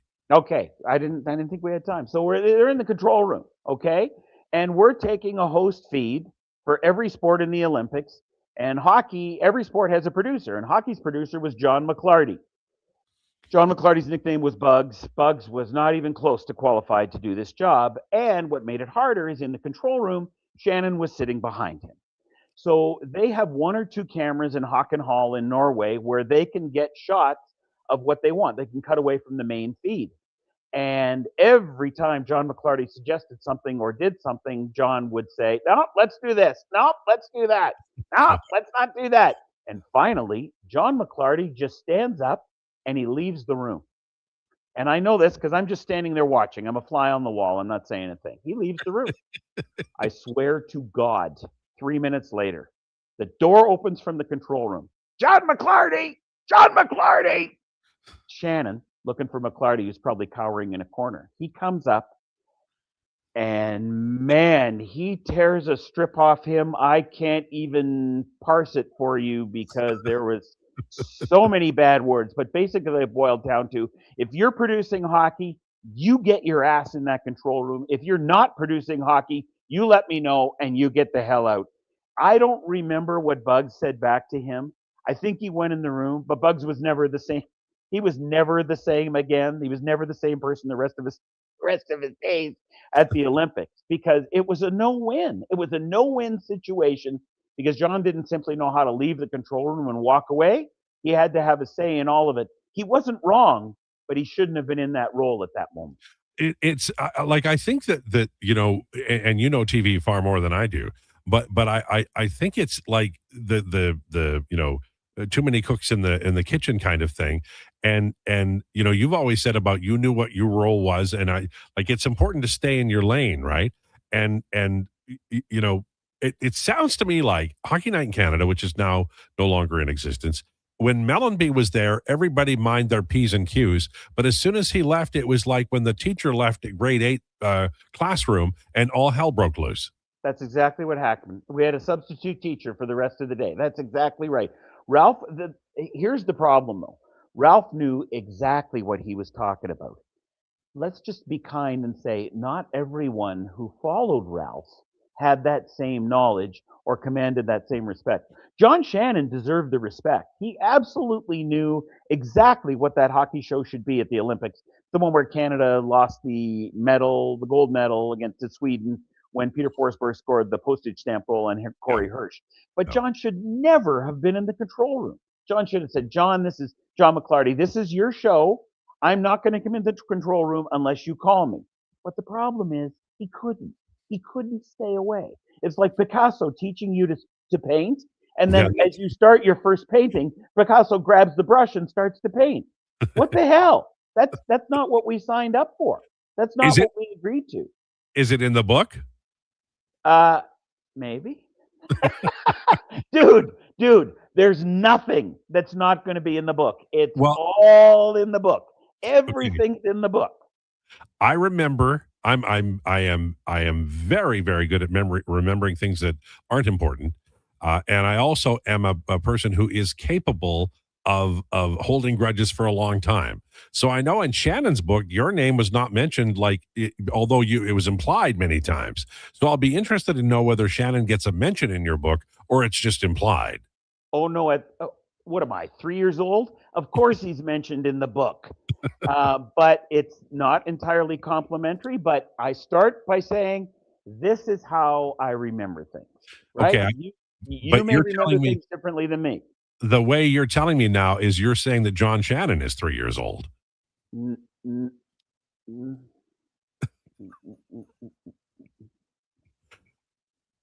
I didn't say that, did I? Is their last time together? No, it's so hard for me not to tear a strip right about now. I tried to be complimentary in the book where complimentary warranted. Right. It wasn't warranted in many, many of the cases. And you know what? I don't give a rat's ass. I'm just saying, this is what happened. This is what I remember. I'm sorry if you don't agree with it, but I'm also not 3 years old, and I'm not going to say, he did a bad thing. No, I'm going to lay it right out, and then you can decide. Love it. Love it. Can't wait for the book. You are always entertaining. This was not an easy one because we're talking about two broadcasters who are beloved, who are no longer with us, but you did a fine job, and I thank you, sir. Thank you. Have a great weekend. There you go. Steve Lansky. He's with us every Friday afternoon, and we love him for it because he has a wealth of information unavailable. This is the important thing that you remember. You know, like right now you're schooling through life, you got your mom and dad, you got grandma and grandpa, you got all your people. If you ever wanted to know, when did I get the chicken pox? Or, you know, remember that time I fell and I broke my arm? What year was that? You can pick up the phone, call somebody. And when time goes on, you won't always have that.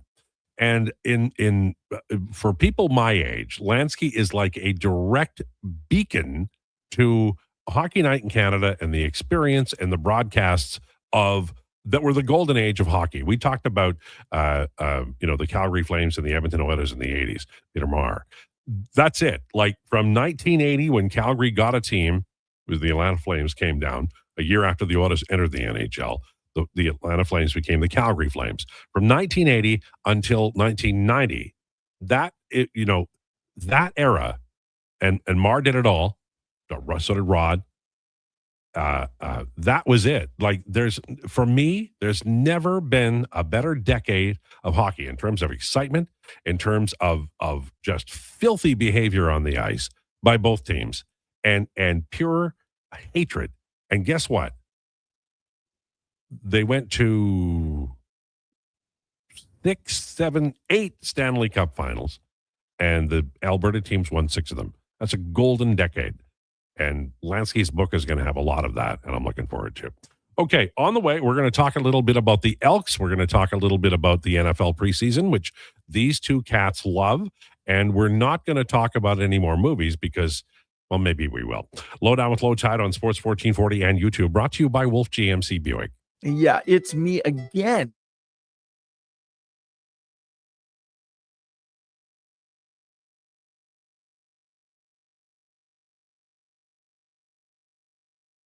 They're down 3, but they're close. 11-yard line, 2nd and 10. Roy. Touchdown, Hatcher. What a redemption game for Keon Hatcher. His 2nd touchdown.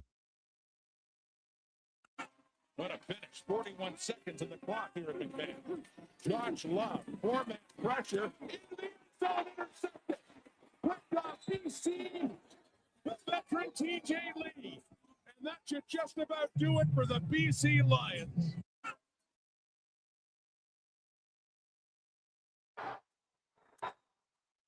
Swung in the air to right center field. It's got a chance. It is gone.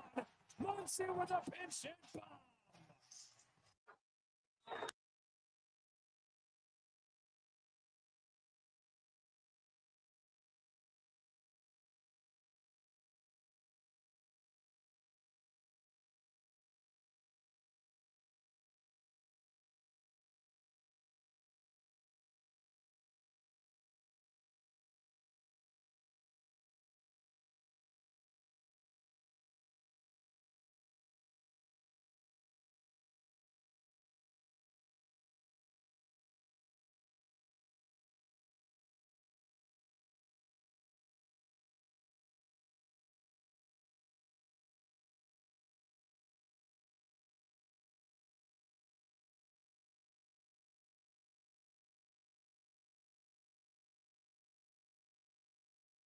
Across Canada. Find the right mission for you at abchamber.ca/trade missions. Guys, there never seems to be enough time in the day, but you need to make time for this. Ken Franchek here. If you're 40 or over, a quick PSA blood test is crucial for early prostate cancer detection. The Prostate Cancer Center's Man Van is a mobile health clinic driving change for men's health. A few minutes could save your life. To get the Man Van out to your business or event, book today at getcheck.ca. Alberta, we're wild and tough and beautiful. We agree that good enough isn't good enough. And how everything that matters starts with a home and a family. At Lux, our family has been handcrafting windows and doors for this incredible place for over half a century. There's no place we'd rather be. Everything we are is windows and doors. A company born and bred and made in Alberta. Caesars is Alberta's anytime, anywhere sportsbook. Stay in the action with your favorite teams and players. Whether you're camping, kayaking, or catching a show this summer, bet wherever you are, whenever you want. Plus, Caesars Sportsbook offers fast payouts and flex parlays, a new way to keep your bet alive even if a pick misses. Download the Caesars Sportsbook app today. Must be 18 or older and physically present in Alberta to gamble. Must be 21 or older to use Caesars Sportsbook. If gambling is affecting your mental health or well-being, 211 Alberta is here to help. Call or text 211 or visit ab.211.ca. Standard message and data rates may apply. Please play responsibly. The sun goes.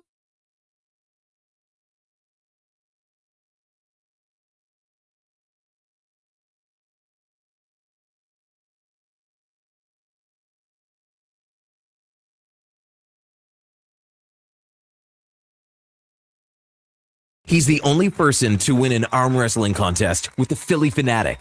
The Lowdown with Lowetide, now on Sports 1440. Presented by Wolf GMC Buick. We're making it easy. WolfGMCBuick.com.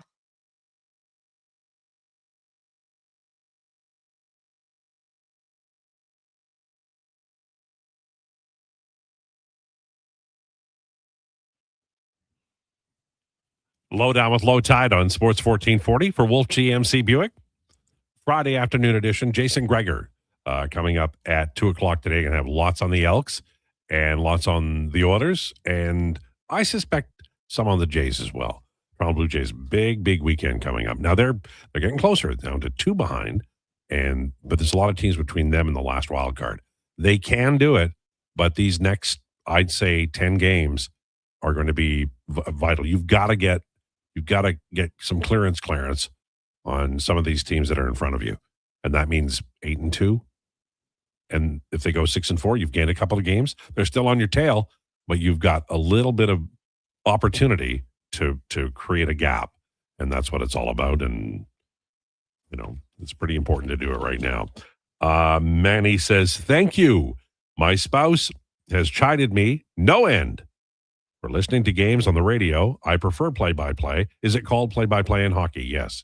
Now it is for me. I don't know about the younger people. We were always told that, like Rod, for instance, was the play-by-play broadcaster of the Edmonton Oilers at that time. That's how we would, talk about him and write about him. And when he was on our show, we'd introduce him as. What, you guys got some kind of fancy name for it now? Or is it still play-by-play? Maybe because I work here, but I still refer to them as play-by-play guys. Yeah. I don't know what another name for them would be. No, I think it's probably it. What are you eating? Connor, very nice of him, offered me a carrot. So very nice. I'm just finishing it up. Fresh grown in the garden, right, Connor? Oh yeah. I think Connor has been a net positive for the station and the show. He's much kinder than the rest of us. Yes. Yeah.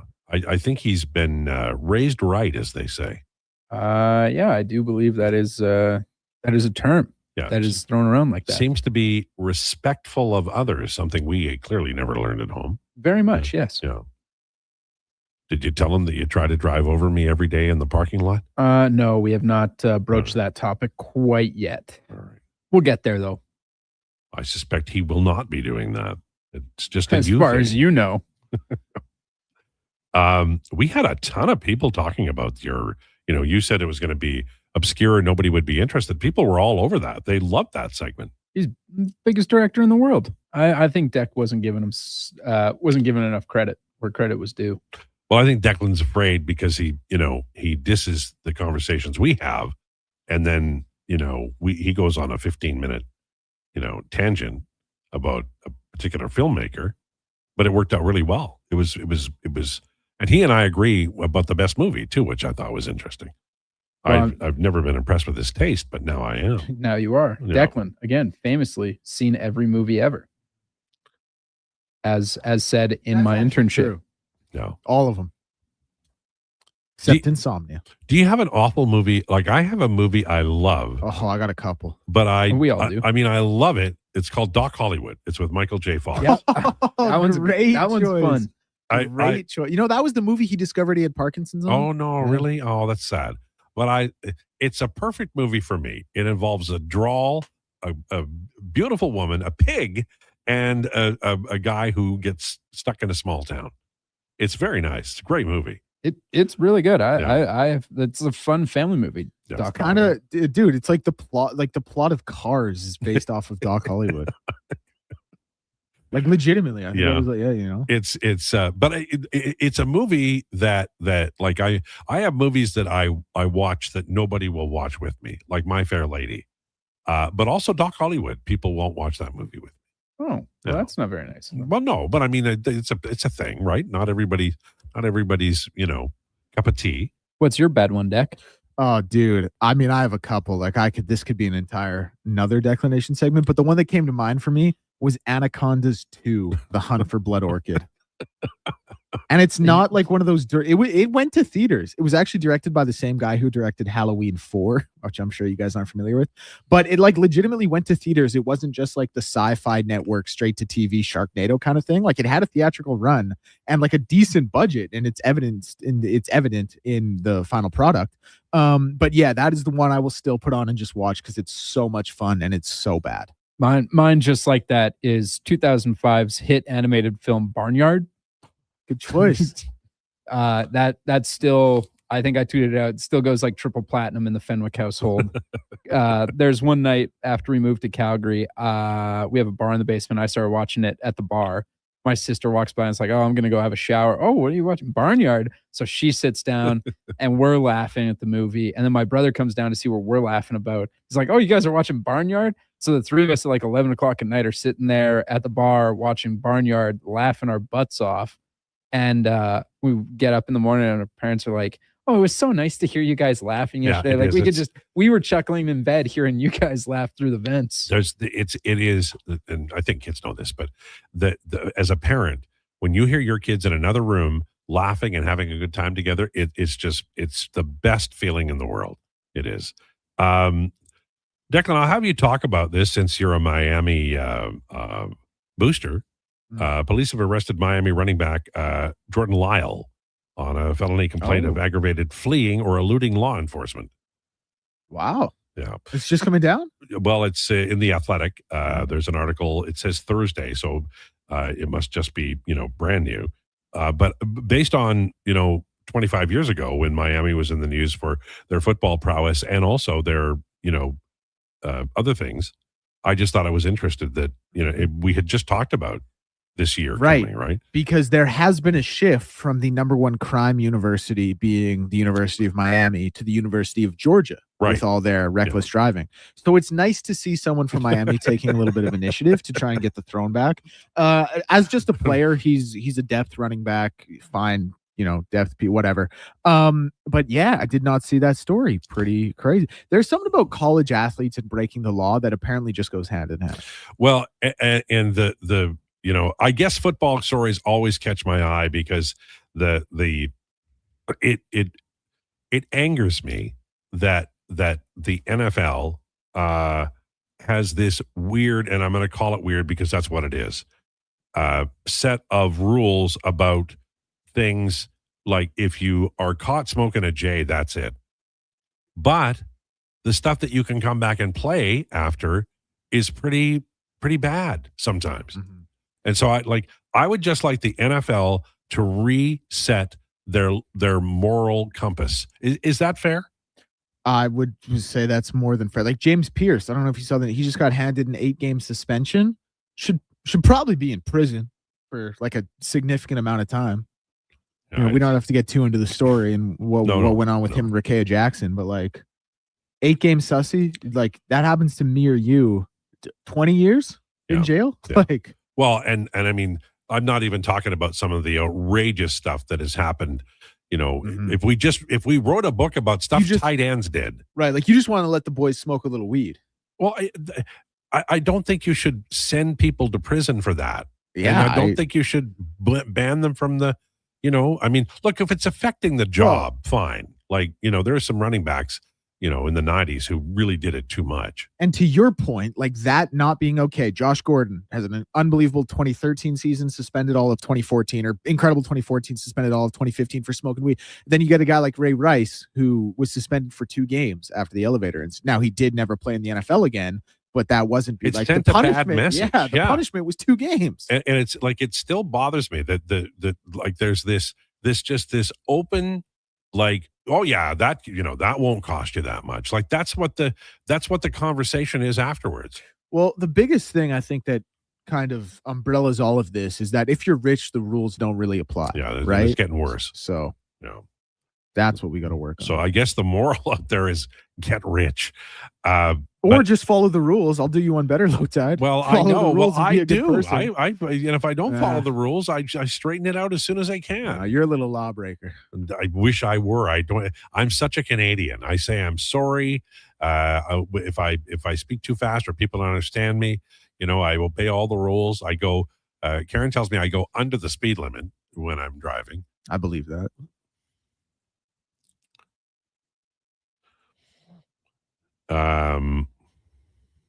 How about The Secret to Success? That was an outstanding, hilarious movie from Roadhammer.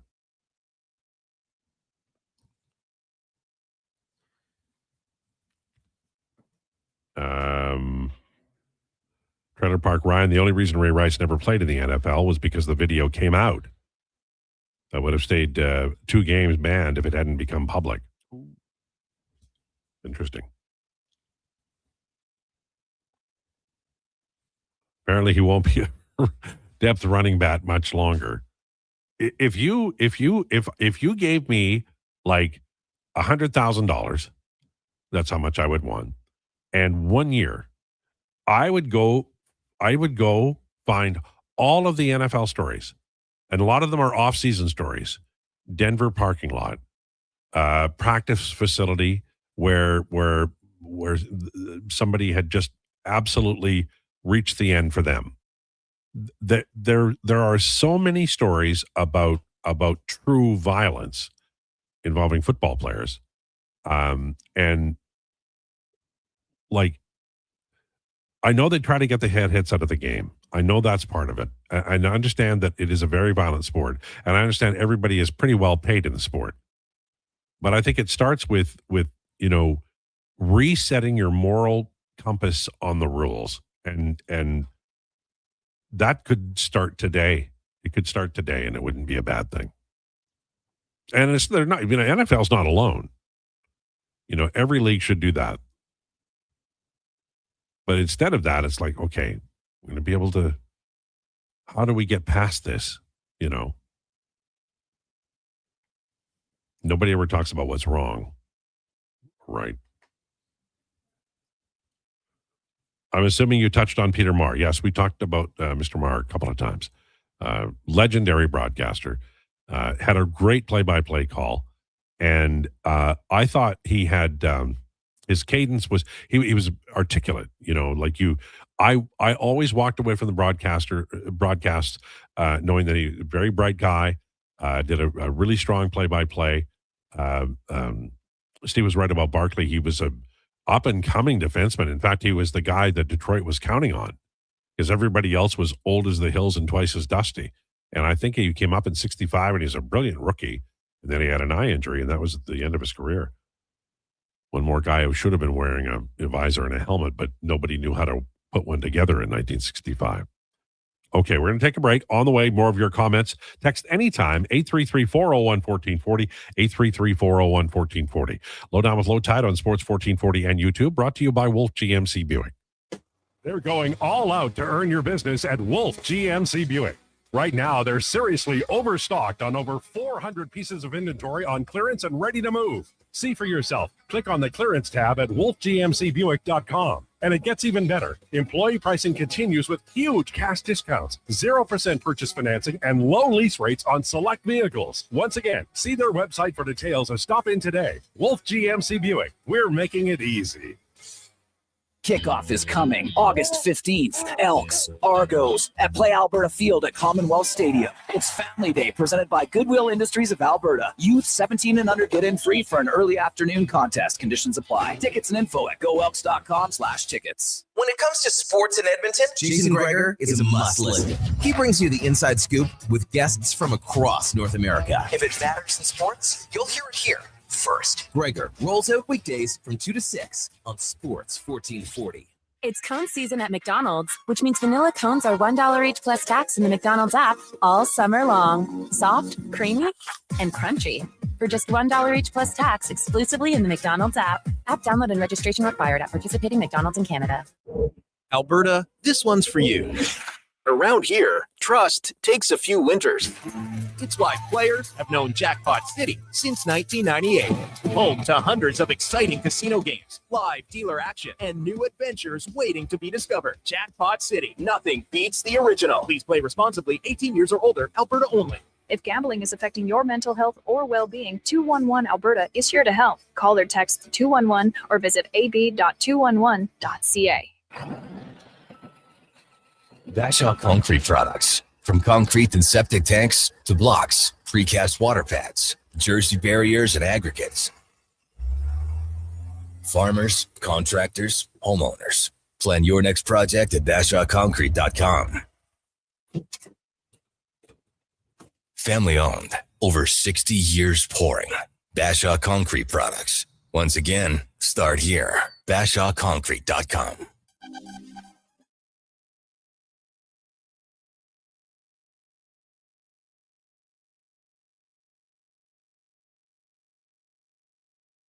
You need the lowdown? It's with Lowetide right now on Sports 1440. Presented by Wolf GMC Buick. We're making it easy. wolfgmcbuick.com.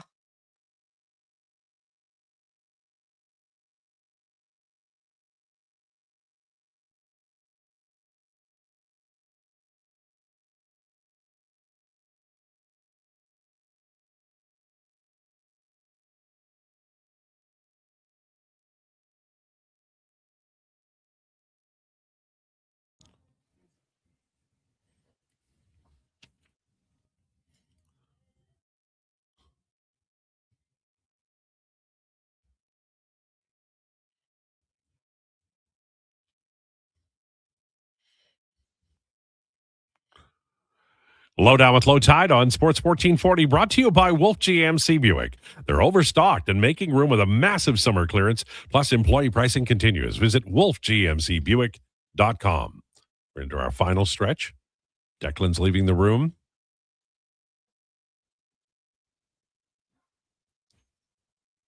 LT is so right. If you ever want your text read, just start with those words. Mr. Maris says, LT is so right. The Josh Cribbs over punishment compared to the Ray Rice under punishment turned me off the NFL. I went from watching all day every Sunday to giving up the league entirely over that period. You know, what happened for me was, and this was like before I was like on a sports station or writing for anybody. Before we had kids, I golfed a lot. And Sundays I would watch football, and it was just always there. And then when you have kids, really, my friend Cynthia said once, when you have a child, you'll never watch a complete game. It'll be on, but then you're doing stuff, right? And that's true. But you're doing it not because you have to. You're doing it because you want to. It's your child. So once I sort of drifted away from that, all the time, the games that I did get to watch were more special. I enjoyed them more. And then my kids became interested in sports, and so it became a little bit part of the family experience. But it that period of time allowed me not to spend my Sundays all Sunday watching football. And in the spring and summer, I didn't Sunday golf all the time. I was never any damn good at golf anyway. So the world didn't suffer any, hardship because of it. But that's sort of the experience that I had. And I think it does cost because people have their own life experiences. So when these things occur, there's the moment that occurs, and then somebody, it has to go through the legal system, and then but it still lingers with people. They have their own experience and they have their own feelings about that, and so I think it erodes a little bit at a time, and I think that's what happens when these events occur. Phil says, all due respect to Christopher Nolan, I would suggest that Stanley Kubrick directed movies that are still relevant today. A Clockwork Orange, 2001: A Space Odyssey is the gold standard for innovative sci-fi. Spartacus, The Shining, Full Metal Jacket. I won't mention Barry Lyndon. I walked out at intermission. I liked Barry Lyndon. I liked all the movies you mentioned, by the way. I don't know that I loved Full Metal Jacket. I have to watch it again, but The Shining is a great movie. Space Odyssey, a brilliant one. I can't watch A Clockwork Orange anymore. It's just too scary. That movie brutal. Disturbs me. It disturbs me at a level that it takes me days to get over it. It really does. Well, how about this one? He didn't even mention Eyes Wide Shut, which I feel like is one of his best. I'm not a big Eyes Wide Shut guy. That's a very. I can't. I'm sorry. No, sorry. I interrupted you first. I can't call it one of his best because his movies are just so good. Mm-hmm. But I want to see it included when we're talking about Kubrick movies. But what I would say about Eyes Wide Shut is that it's a very provocative movie. It's a beautifully filmed movie, but in some ways it's offensive. I find it to be just really, really bad people. Yeah. It's incredibly vain. One of those movies that you watch only once, basically, in your life. I have some issues with Full Metal Jacket. The first half of the movie, incredible. Right up to the end of everything with Vincent D'Onofrio. Everything after that, it's sort of slow, but still good. But yeah, no, I will never say Nolan's going to have to die. Then we can have the conversation of who has the greater filmography, Stanley Kubrick or Chris Nolan, which for some reason people are arguing this online. I'm like, this is so dumb. I think someone said Interstellar better than 2001: A Space Odyssey. I was like, all right, that's it. Well, you know what? I don't want to bring the Coen brothers in because we don't have time, but we should bring in the Coen brothers one time. Yeah, Fargo, Miller's No Crossing. Country, Miller's Crossing, Raising Arizona. Raising Arizona. Great movie. That's really good. And then what's the one with Oscar Isaac? Inside Llewellyn Davis. But they have some stinkers too. Oh, sure. They have yeah. Caesar, exclamation point, or Hail Caesar. That movie sucks. I just, the what they did, the Raising Arizona is a great movie. Raising Arizona is so good. Miller's Crossing, great movie. But you're right. The high to low is much different. Yeah. All right. I guess we did talk about movies. I think, hey, listen, it's Friday in the summer, and movies are a thing that I think most people enjoy and have opinions on, just like sports.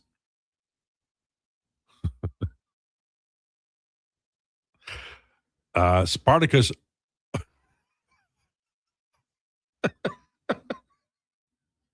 Incredible radio. What about Spartacus? I can't read it. It's too funny. 403, you got me. I can't. He said Spartacus would have been great if it wasn't 60% something. So I'll let you. Did you see Spartacus? I did. Yeah. I know the ending of Spartacus. Yeah. I'd take Gladiator every day of the week, twice on Sunday. Have you seen Ben-Hur? No, All not right. It's a good one. Used to watch it in music class in elementary, if you can even believe that. Ben-Hur, man. In music class? Yeah, music teacher put it on for us. Yeah. What's your favorite musical? Ooh. High School Musical. Oh, ugh. Maybe Grease, actually. You could say Rocky Horror if you like No, that. I might say Grease. Grease is good. Grease is really good. I'm still always just like flabbergasted by the ending of that movie. I'd probably say West Side Story. Great movie. The Natalie Wood. Have you seen the? I have seen bits and pieces of the old one. No. I try my best to stay away from that due to just like what was going on historically, particularly like with the play. Right. But the new movie, it has its own problems with its cast, particularly its leading gentleman. But I'm quite a fan of West Side Story. I don't think I've ever met a musical I didn't love, but I love The Sound of Music, which is really good. Yeah.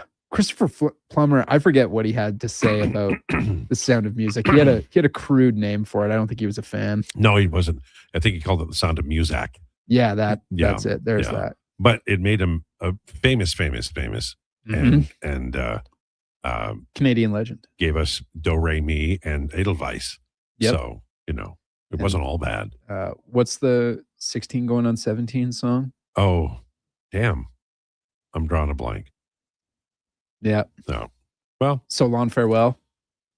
I don't have any more movies to mention. So, Saving Private Ryan. I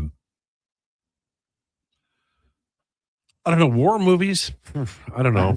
I'm in. I really love Saving Private Ryan. Obviously, like the story with that one is like the storming of Normandy was so realistic that like vets that went to go see it had to walk out because they were like, that's exactly what it was like.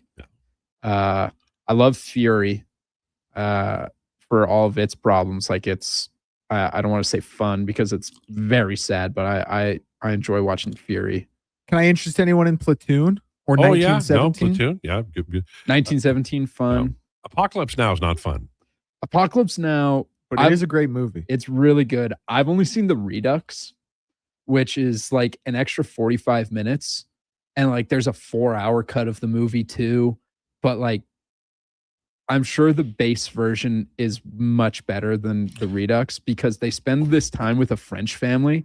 I'm just like, it totally took me out of the movie. Yeah.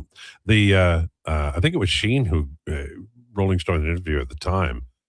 He was sick as a dog during the whole interviewing or the whole view, like making the film. I believe you. Like they'd have to like wait for days and they wouldn't shoot his scenes. They'd shoot everything else because he was just ill, like physically ill. And he was running a temperature. He thought he was going to die. A lot of good stuff about Brando in that movie too. And just like how hard he was to work with in that movie. Yeah. Cause like his version of the character is much different than like what everyone else wanted for the character. Yeah. He came in overweight and he was really like hard to deal with and all these things, like was Marlon Brando. Yeah. And so I think there's some saltiness there. That's how Lawrence Fishburne got to start though. Credit to that movie. It's amazing. He was 15 years old or something in the movie. That's a legend, right? All right, so let's talk a little bit about the Elks there tomorrow afternoon. You're not calling a guaranteed win night, though, right? Like it's in the afternoon, number one, so it can't be guaranteed win night. But Toronto could show up. Yeah, absolutely. Declan here, by the way. Absolutely, they could. They have a lot of offensive capability. They have 3 really good receivers. Like, I don't think these guys always get talked about the same way the Keons and the Keishons and the Austin Macks and the Philpotts and the Sneeds do. But they have a lot of offensive talent in that receiving room. And they have a quarterback who really slings the ball. You can't pencil in a win for the Elks. Like, it's not the Red Blacks, but this is a game I'm firmly putting in the can't lose category. Like, you need this win. You can't guarantee it, but you have to go out there and get it. Yeah. Did you guys see Crash? Apparently, it's not a favorite. Sandra Bullock's in it. I think the Great cast. Did Crash win the 05 Best Picture? Did over Brokeback Mountain. Yeah. Brutal. Saw Crash. Not a fan. Hasn't aged well at all.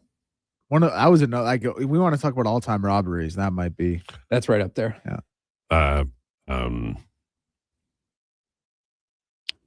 Brendan Fraser's in that movie.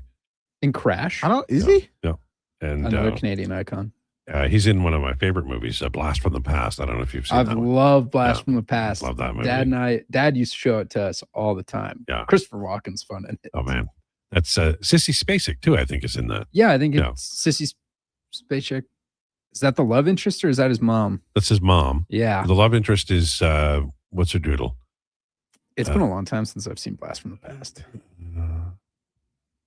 Ridiculous. Silverstone? Is it Alicia Silverstone? Hold That on. sounds right.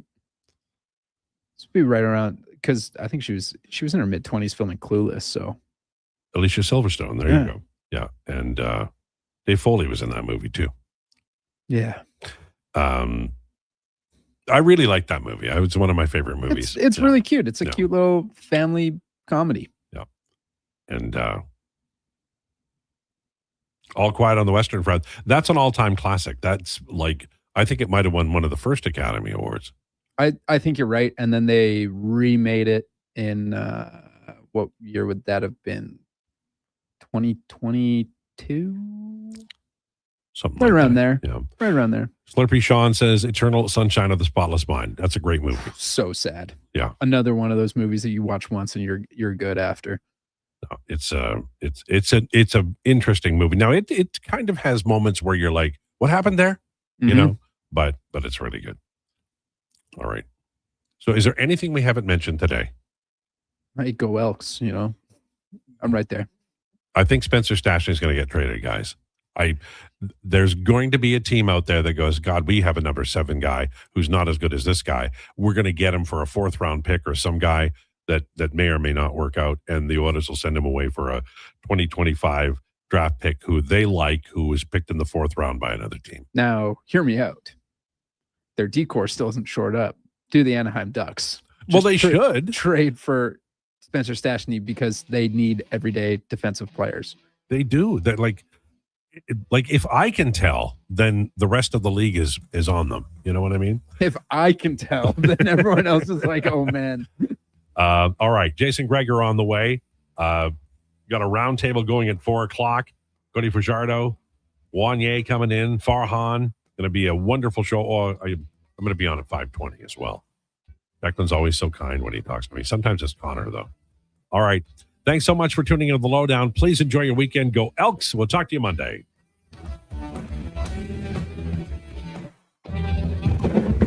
This is the Sports 1440 update. Brought to you by Sean Cunningham of Remax Real Estate. For your next move in the Edmonton or area, call or text Sean directly at 780-265-0165. That's 780-265-0165.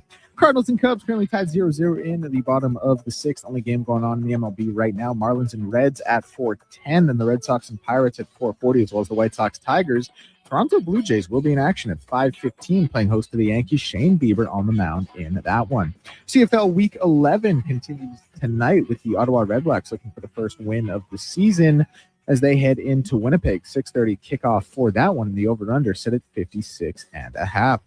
CJFL Prairie Conference action this weekend. 3 games. The Wildcats will be in Saskatoon taking on the Hilltops at noon. Winnipeg Rifles in Edmonton taking on the Huskies at JP Bowl at noon as well. And the Regina Thunder and Calgary Colts round out the weekend with a 1 p.m. kickoff down in Calgary. News from around the sporting world. Falcons edge rusher James Pierce Jr. has been suspended 8 games by the league, while the Cleveland Cavaliers have traded Dennis Schroeder to the Charlotte Hornets for Trey Mann and cash. I'm Declan Krueger. This has been a Sports 1440 update. Sports 1440 in West Edmonton.